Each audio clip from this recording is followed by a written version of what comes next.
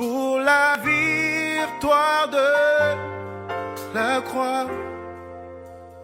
Tu es ressuscité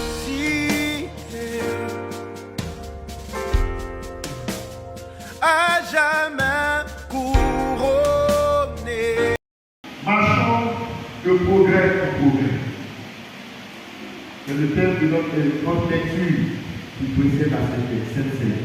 Marchons de progrès en progrès. Nous lisons notre texte dans le livre de 1 Thessaloniciens, chapitre 4, à partir du verset 9.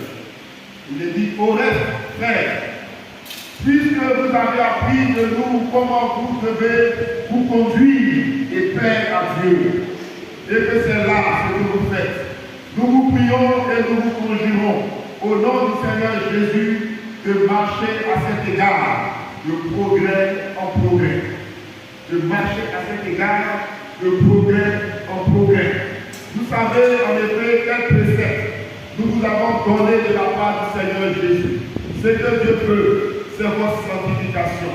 C'est que vous vous absteniez de l'impudicité. C'est que chacun de vous sache posséder son corps dans la sainteté et l'honnêteté, sans vous livrer à une convoitise passionnée comme font les païens qui ne connaissent pas Dieu. C'est que personne n'use envers son frère de faute et de cupidité dans les affaires, parce que le Seigneur tire vengeance de toutes ces choses, comme nous vous l'avons dit et attesté. Car Dieu ne nous a pas appelés à la pureté, mais à la sanctification.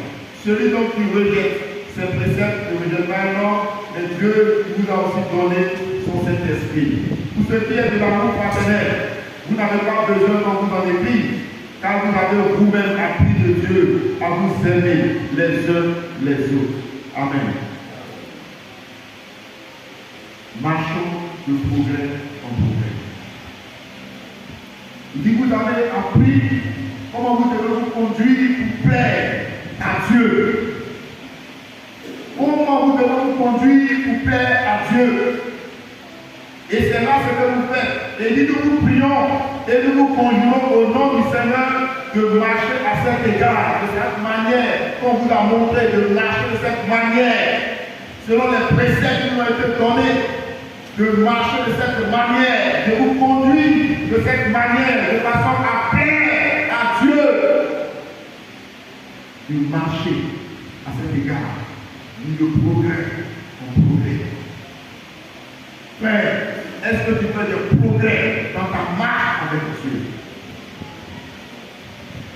Est-ce que tu fais des progrès dans ta marche avec Dieu? Est-ce que ta marche plaît à Dieu?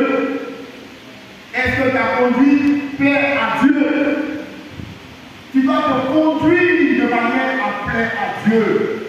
Et Paul exhorte les Thessaloniciens à le faire et à progresser, à avancer, à aller de l'avant. Est-ce que ta marche plaît à Dieu? Est-ce que tu sens qu'il y a du progrès dans ta marche? Et Paul a dit aux Corinthiens aussi, il dit: lorsque vous assemblez, c'est pour être meilleur. Lorsque vous vous assemblez, lorsque vous êtes dans la présence de Dieu, c'est pour être meilleur. Quel est l'état de ta marche? Est-ce qu'il y a une progression dans ta marche?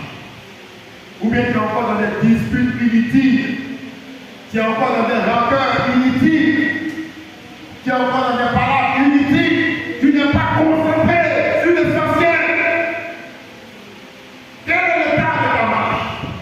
Quel est l'état de ta conduite? Tu dois marcher de façon à plaire à Dieu.